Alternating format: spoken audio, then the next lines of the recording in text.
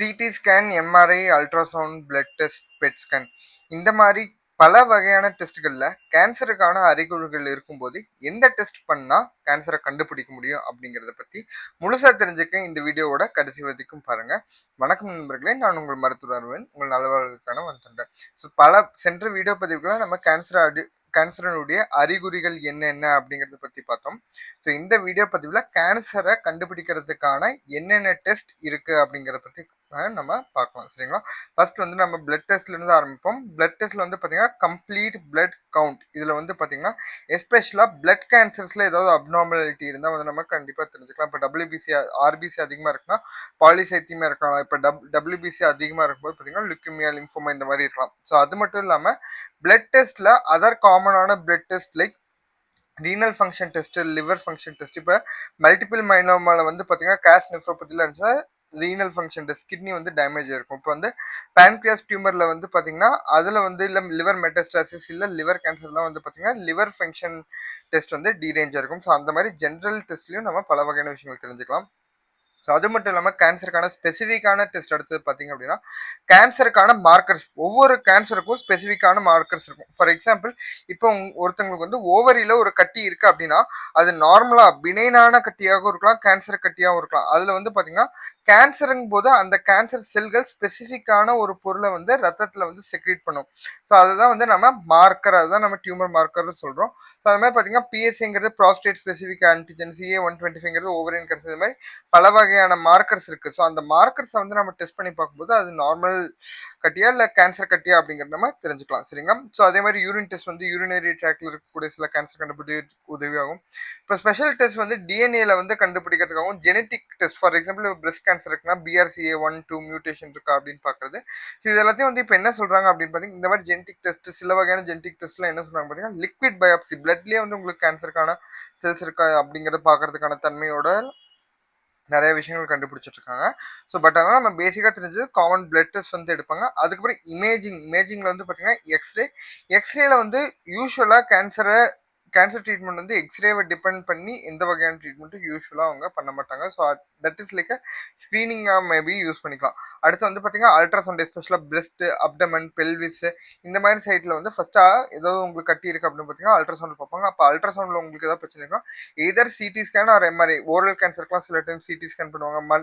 Soft டிஷ்யூங்க நல்லா டீலேட் பண்ணி பார்க்கலாம். அந்த இடத்துல வந்து பார்த்தீங்கன்னா உங்களுக்கு எம்ஆர்ஐ ஸ்கேன் யூஸ் பண்ணுவாங்க. ஸோ அது மட்டும் இல்லாமல் பெட் ஸ்கேனுங்கிறது வந்து பார்த்தீங்கன்னா ஹோல் பாடி பெட் ஸ்கேன். இப்போ வந்து சிடி ஸ்கேனுங்கிறது பார்த்தீங்கன்னா தலைக்கு, செஸ்ட்டுக்கு, வயிறுக்கு அந்த மாதிரி பிரித்து எடுப்பாங்க. எம்ஆர்ஐயும் அதே மாதிரி தான் எடுப்பாங்க.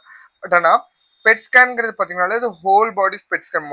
தலையிலிருந்து கால் வரைக்கும் எல்லா இடத்துலையும் பண்ணுவாங்க. ஏன் அப்படின்னா கேன்சர் ஒரு இடத்துல மட்டும்தான் இருக்கா இல்லை பாடியில் வேற எங்கேயாவது பரவி இருக்கா அப்படின்னு கண்டுபிடிக்கிறதுக்கான ஒரு டெஸ்ட் தான் வந்து பார்த்தீங்கன்னா பெட் ஸ்கேன். பெட் ஸ்கேனை பற்றி ஆல்ரெடி ஒரு வீடியோவில் போட்டிருக்கேன். அந்த வீடியோ வந்து கண்டிப்பாக செக் பண்ணி பாருங்கள். ஸோ மேமோகிராஃபிங்கிறது அப்படின்னா ஸ்பெசிஃபிக்காக பிரெஸ்ட்டை மட்டும் விஷுவலைஸ் பண்ணுறதுக்கான ஒரு இமேஜிங் மொடாலிட்டி. இந்த மாதிரி சில இமேஜிங் மொடாலிட்டிஸ் இருக்கு. சரிங்களா? ஸோ அடுத்து வந்து எண்டோஸ்கோபிக் ப்ரொசீஜர்ஸுங்கிறது பார்த்தீங்கன்னா கேமராவை நம்மளுடைய ஏதோ ஒரு பாடி கேவிட்டிகளை விட்டு பார்க்கறது. ஃபார் எக்ஸாம்பிள், இப்போ ஆசன வாயுவிலே விட்டு மொத்த குடல் பகுதி பார்க்கும்போது பார்த்தீங்கன்னா அது கொலனோஸ்கோப்பின்னு சொல்கிறோம். ஸோ இதில் வந்து மேலே வாய் வழியாக விட்டு மேல் பகுதி, மேல் குடல், வயிறு பகுதி, ஈசோஃபேஜஸ்லாம் நம்ம பார்க்கும்போது அதை என்ன சொல்கிறோம், அப்பர் ஜிஐ எண்டோஸ்கோப்பி அப்படின்னு நம்ம சொல்கிறோம். ஸோ அதுக்கப்புறம் பார்த்தீங்கன்னா நம்மளுடைய நுரையீரலினுடைய சுவாச பகுதியில் இருக்கக்கூடிய குழாய்களை பார்க்கும்போது அதை பிராங்கோஸ்கோப்பின்னு சொல்கிறோம். சிஸ்டோஸ்கோப்பிங்கிறது அதே மாதிரி யூரின் போகிற பாதையில் வந்து நம்ம ஒரு கேமரா போட்டு பிளேடர்லாம் பார்க்கும்போது, யூரினரி பையெல்லாம் வந்து நம்ம பார்க்கும்போது அது வந்து நம்ம சிஸ்டோஸ்கோப்பின்னு சொல்கிறோம். இந்த மாதிரி எண்டோஸ்கோபிக் ப்ரொசீஜர்ஸும் பண்ணுறாங்க. இத்தனை வகையான டெஸ்ட் இருந்தாலும் ஸோ நமக்கு இதில் வந்து பார்த்தீங்கன்னா டெஃபினட்டிவ் இது கேன்சர் தான் அப்படின்னு 100% சொல்லக்கூடிய ஒரே டெஸ்ட் என்னங்க, பயாப்சி. எப்போ வந்து ஹிஸ்டோபேத்தாலஜிக்கல் எக்ஸாமினேஷன் ரிசல்ட் வரலையோ அப்போ வரைக்கும் உங்களுக்கு இது கேன்சர் அப்படின்னு நம்ம 100% சொல்ல முடியாது. மேலே சூப்பர்ஃபிஷியலாக இப்போ வாயில் இங்கே இருக்கலாம், அப்படியே உங்களுக்கு பயாப்சி பண்ணி எடுத்துருவாங்க. டீப் சீட்டடா எங்கேயாவது கேவிட்டிக்குள்ளே, வயிறுக்குள்ளே அந்த மாதிரிலாம் இருக்கலாம் பார்த்தீங்கன்னா சிடி கைடட் ப்ரொசீஜராக பண்ணலாம். ஸோ அதே மாதிரி பார்த்தீங்கன்னா இதுலேயும் இன்சிஷனல் பயாப்சி, எக்ஸிஷனல் பயாப்சின்னு கட்டியை வந்து எடுத்து கொடுக்குறதுல அந்த மாதிரி வித்தியாசம் இருக்குது. அதுலேயே வந்து பார்த்தீங்கன்னா எண்டோஸ்கோபிக் பயாப்சி. இப்போ வந்து உங்களுக்கு லங்ஸில் கேன்சர் இருக்குன்னா லங்ஸில் வந்து இப்படி நம்ம எடுக்க முடியாது. அதில் வந்து பார்த்தீங்கன்னா இபஸ்ன்னு சொல்லும்போது எண்டோஸ்கோபிக், பிராங்கோஸ்கோபிக், அல்ட்ராசவுண்ட் வந்து பண்ணி பார்த்து அதுலலாம் வந்து உங்களுக்கு கட்டி எடுப்பாங்க. ஸோ அதே மாதிரி பார்த்தீங்கன்னா பிளட் கேன்சர்ஸ், பிளட் ரிலேட்டடான கேன்சர்ஸ்க்கு போன் மேரோ பயாப்சி பண்ணுவாங்க. ஸோ இப்போ இது எல்லாமே பண்ணும்போது என்ன பார்த்தீங்க அப்படின்னா உங்களுக்கு staging and grading of cancer வந்து நமக்கு தெரியும். ஸோ அது மட்டும் இல்லாமல் சில விஷயங்கள் வந்து இம்பார்ட்டண்ட்டாக நம்ம டெஸ்ட்டு தெரிஞ்சுட்டோம். பட் ப்ராக்டிக்கலாக இத்தனை விஷயத்தை தெரிஞ்சு நம்ம என்ன பண்ணுவோம், டாக்டர் தான் என்ன டெஸ்ட்னு சொல்ல போகிறாங்க, அப்போ நம்ம இதில் எந்த விஷயம் தெரிஞ்சுக்கணும் அப்படிங்கிறத பார்க்கலாம். ஸோ ஃபர்ஸ்ட் வந்து பார்த்தீங்கன்னா இது மல்டி டிசிப்ளினரி அப்ரோச். ஒரு கேன்சருங்கிறது வந்து பார்த்தீங்கன்னா ஒரு டாக்டர் பார்த்து ஒரு டாக்டர் கண்டுபிடிச்சி ஒரு டாக்டர் மட்டும் ட்ரீட்மெண்ட் பண்ணுறதில்ல. இப்போ நீங்கள் வந்து இப்போ பயாப்சி பண்ணிட்டு வந்தீங்க, இல்லை அதுக்கப்புறம் ஏதாவது இன்வெஸ்டிகேஷன் இமேஜிங் பண்ணிட்டு வந்தீங்க, எம்ஆர்ஐ பெட் சிடி பண்ணிட்டீங்க, அது அவங்களோட முடியாது. ஸோ அதுக்கப்புறம் பார்த்தீங்கன்னா pathologist, radiologist, radiation oncologist, surgical oncologist, medical oncologist, palliative medicine specialist, ENT, gynaecology, இந்த மாதிரி யூரோலஜி, இந்த மாதிரி ஸ்பெசிஃபிக்கான பீப்புள், அது மட்டும் இல்லாமல் நியூக்ளியர் மெடிசன் பீப்புள், இவங்க எல்லாரும் இருப்பாங்க. ஸோ ஃபார் எக்ஸாம்பிள் இப்போ நீங்கள் ஒரு சிடி இல்லை எம்ஆர்ஐ வந்து பண்ணிட்டு வந்துட்டீங்க அப்படின்னா உங்களுக்கு அடுத்த ரேடியேஷன் ஆன்காலஜிஸ்ட் போய் ரேடியோ தெரப்பி ஸ்டார்ட் பண்ண அப்படின்னு பார்த்தீங்கன்னா நீங்கள் நினைக்கிற மாதிரி அந்த டாக்டர் உடனே உங்களுக்கு தொடங்க மாட்டாங்க. ஸோ அவங்களுக்கு தேவையான இன்னும் பல விஷயங்கள் வந்து பார்த்தீங்கன்னா அந்த சிடி ஸ்கேனில் ரிப்போர்ட் ஆகாமல் இருக்கலாம். ஸோ சிடி ஸ்கேன் நீங்கள் வெளில பண்ணிட்டு வந்துருக்கலாம். அவங்க வந்து உங்களை என்ன சொல்லுவாங்க, சிடி ஸ்கேனோட சிடியை வாங்கிட்டு வாங்கன்னு சொல்லுவாங்க. அப்போ நீங்கள் அந்த சிடியை வாங்கிட்டு வர வேண்டியிருக்கும். ஸோ அதுக்கப்புறம் அந்த சிடியை வந்து அவங்களோட ஹாஸ்பிட்டலில் இருக்க டாக்டர் திரும்ப ரிவ்யூ பண்ணி அவங்களுக்கு என்னென்ன இன்ஃபர்மேஷன் தேவையோ அதை திரும்ப ரிவ்யூ பண்ணுவாங்க. அப்புறமேட்டு டிசைட் பண்ணுவாங்க இந்த பேஷண்ட்டுக்கு என்ன பண்ணணும் அப்படிங்கிறது. இந்த சேம் ப்ரொசீஜர் தான் வந்து எதுக்கும் ஆகுது, பயாப்சிக்கும். ஃபார் எக்ஸாம்பிள் நிறைய சென்டர்ஸ் வந்து கேன்சருக்கு ட்ரீட் பண்ணக்கூடிய ஃபெசிலிட்டி அப்படிங்கிறது அவங்களுக்கு கிடையாது, சரிங்களா? ஸோ பட் ஆனால் நிறைய டைம்ஸ் வந்து பினைன் டியூமர்னு சொல்லி கூட நம்ம அதை ஆப்ரேட் பண்ணி எடுத்துக்கலாம். பட் ஆனால் பயாப்சி ரிப்போர்ட் பார்த்ததுக்கு அப்புறமேட்டு நமக்கு அது கேன்சர் அப்படிங்கிறது தெரிஞ்சிருக்கும். அதுக்கப்புறம் உங்களுக்கு இன்னொரு இடத்துக்கு ரெஃபர் பண்ணுவாங்க. இன்னொரு இடத்துக்கு ரெஃபர் பண்ணும்போது அந்த பயாப்சி பிளாக்கை நீங்கள் அந்த பழைய ஹாஸ்பிட்டல்லேருந்து புதுசாக ட்ரீட்மெண்ட் பண்ணக்கூடிய ஹாஸ்பிட்டலுக்கு எடுத்துகிட்டு வர வேண்டிய அவசியம் இருக்கும். ஏன்னா அந்த ஸ்லைடை திரும்ப அவங்க ரிவ்யூ பண்ணிட்டு அதுக்கப்புறம் அதில் வந்து கேன்சரா இல்லையா என்னங்கிறத அவங்க பார்ப்பாங்க. பார்த்துட்டு தான் அவங்க வந்து அதில் இன்னும் ஃபர்தராக டெஸ்டிங் வந்து பார்த்தீங்கன்னா இம்யூனோ ஹிஸ்டோகெமிஸ்ட்ரி பல மார்க்கர்ஸ்லாம் வந்து பார்த்துட்டு அதுக்கப்புறம் தான் அவங்க வந்து தொடங்குவாங்க. ஸோ அது ஒரு முக்கியமான விஷயம். ஸோ இந்த ரிவ்யூ ப்ராசஸ்ங்கிறது திரும்ப திரும்ப கண்டினியூஸாக போகும். அதே மாதிரி தான் நியூக்ளியர் எந்த இதுக்காக இருந்தாலும் அந்த ரிவ்யூ ப்ராசஸ்ங்கிறது திரும்ப திரும்ப போகும்.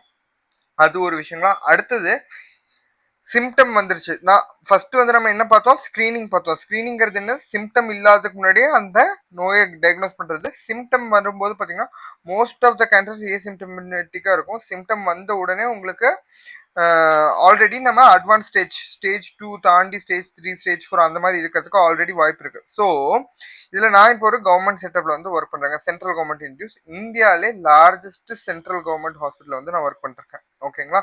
ஸோ அந்த ஹாஸ்பிட்டலில் சப்ஸ்டேஷன் ஹாஸ்பிட்டலில் இப்போ ஒரு எம்ஆர்ஐ எடுக்கணும் அப்படின்னு பார்த்தீங்கன்னா அதுக்குமே உங்களுக்கு ஒரு வெயிட்டிங் டைம் இருக்குது, 2 months 3 months. இப்போ AIIMS Delhi, All India Institute of Medical Sciences New Delhi, மொத்த இந்தியாலுமே நம்பர் 1 ஹாஸ்பிட்டல். நான் எங்கே எம்டி படிச்சனோ அங்கே உங்களுக்கு ஒரு எம்ஆர்ஐ ஸ்கேன் பண்ணால் அதுக்கு ஒரு வெயிட்டிங் டைம் இருக்குது, 2 மாதம் 3 மாதம். இந்த மாதிரி கவர்மெண்ட் இன்ஸ்டியூட்ஸில் பேஷண்ட்ஸ் இவ்வளோ பேர் வராங்க, அத்தனை பேருக்கும் உங்களுக்கு ரேடியாலஜிக்கல் இன்வெஸ்டிகேஷன் பண்ண டைம் இல்லை. ஸோ இதுக்கே வந்து உங்களுக்கு 2-3 மாதம் இருக்கும். ஃபார் எக்ஸாம்பிள் இனிஷியலாக ஒரு சஸ்பீஷியஸ் இது இருக்குது அப்படின்னா அது பண்ணுறதுக்கு உங்களுக்கு 2 மாதம் ஆகுது, சரிங்களா?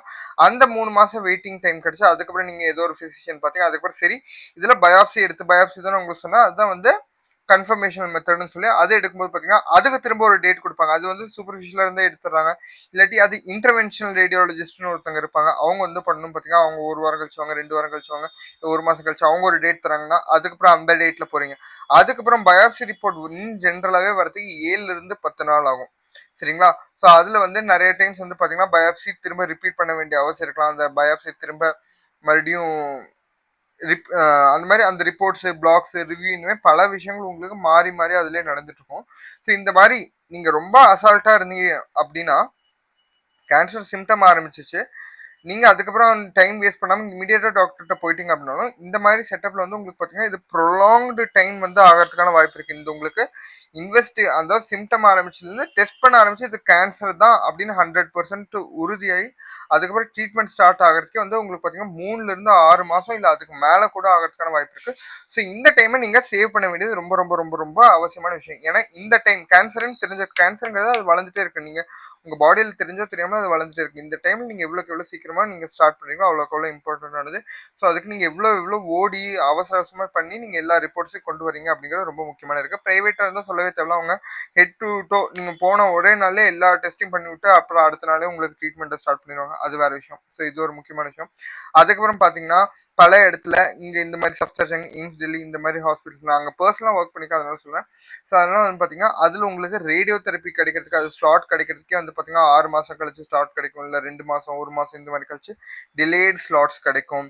ஸோ அது மட்டும் இல்லாமல் கீமோதெரபி இந்த மாதிரி பல விஷயங்கள்ல வந்து உங்களுக்கு பாட்டில் நெக் ரிசோர்ஸ் இப்போ சர்ஜரி உங்களுக்கு டிசைட் பண்ணீங்கன்னா சர்ஜரியோட ஸ்லாட் வந்து இமீடியட்டா கிடைக்காம 6 மாசம் கழிச்சு அந்த மாதிரி கிடைக்கிறதுக்கான வாய்ப்பு இருக்கு. ஸோ இப்போ சப்தர்ஜங்ல கேன்சர் சர்ஜரியில் உங்களுக்கு இமீடியட்டா கிடைச்சு, பட் ஆனால் எய்ம்ஸ்ல எல்லாம் பாத்தீங்கன்னா கேன்சர் சர்ஜரிக்கும் வெயிட் லிஸ்ட் இருக்கு. ஸோ அந்த மாதிரி ஸோ இந்த டைம் எல்லாத்தையும் நீங்க எவ்வளோக்கு எவ்வளோ சேவ் பண்ணி எவ்வளோக்கு எவ்வளோ நீங்களும் அவேர்னஸா இருந்து நீங்க சீக்கிரம் சிம்டம் ஆரம்பிச்சிருக்கணும் டயக்னோசிஸ் ட்ரீட்மெண்ட் ஸ்டார்ட் பண்றீங்களோ அது ரொம்ப ரொம்ப அவசியமா இருக்கு.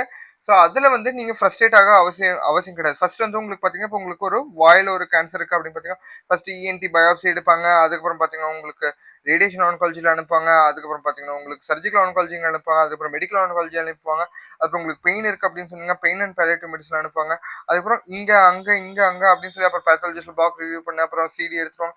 அப்படி இப்படின்னு சொல்லும்போது உங்களுக்கு நீங்க அதுல வந்து என்னடா நம்ம ட்ரீட்மெண்ட்டே ஸ்டார்ட் ஆகல இப்படியே இது வந்து ஓடிக்கிட்டே இருக்காங்க இன்னும் நமக்கு கஷ்டம் அதிகமாயிட்டே இருக்கு அப்படிங்கறது நீங்க யோசிக்க கூடாது. கேன்சருங்கிறது ஒரு ப்ரொலாங்டு அதோட ட்ரீட்மெண்ட்டுங்கிறது வருஷ கணக்குல போகும். ஸோ அதனால and also it is multi disciplinary. ஒரே டாக்டர் இப்போ ஒரு சுகருக்கு நீங்க ஒரு டாக்டர் போட்டீங்க அந்த டாக்டர் உங்களுக்கு ஃபுல்லா ட்ரீட் பண்ணாங்க அந்த மாதிரி கேன்சருக்கு வந்து உங்களுக்கு கிடையாது. ஏன் அப்படின்னா கேன்சர்ல எதுவுமே ஸ்பெசிஃபிக்கான ட்ரீட்மெண்ட் நம்ம சொல்ல முடியாது. அதுல வந்து ஒவ்வொரு பேஷண்ட்டுக்கும் ஒவ்வொரு கண்டிஷனும் ரொம்ப நியூ. அதுல பார்த்து தான் நம்ம எல்லா ட்ரீட்மெண்ட் கொடுக்கணும். ப்ளஸ் கேன்சர் ட்ரீட்மெண்ட்டே வந்து உங்களுக்கு பல சைடு எஃபெக்டோட தான் வரும். சைடு எஃபெக்ட் இல்லாம இருக்காது. ஸோ இனி அடுத்த வர வீடியோ பதிவுல இந்த விஷயங்கள் எல்லாத்தையும் பத்தி நம்ம இன்னும் டீட்டெயிலா டிஸ்கஸ் பண்ணலாம். ஸோ இந்த வீடியோ பதிவு உங்களுக்கு பயனுள்ளதா இருந்திருக்கும்னு நான் நம்புறேன். ஏதாவது சந்தேகங்கள் இருந்தா கண்டிப்பா கமெண்ட் லீவ் பண்ணுங்க. அடுத்த வர வீடியோ பதிவுகளோட சேர்த்து நான் உங்களுக்கு அந்த கமெண்ட் அந்த சந்தேகங்கள நான் தீர்த்து வைக்கிறேன். இதே மாதிரி வேறொரு பயனுள்ள வீடியோட உங்களை வந்து சந்திக்கிறேன். அதுவரை உங்களிடமிருந்து விடைபெறுவது உங்கள் மருத்துவர் அரவிந்த். உங்கள் நல வாழ்வுக்கான தொண்டர். ஓம் சக்தி.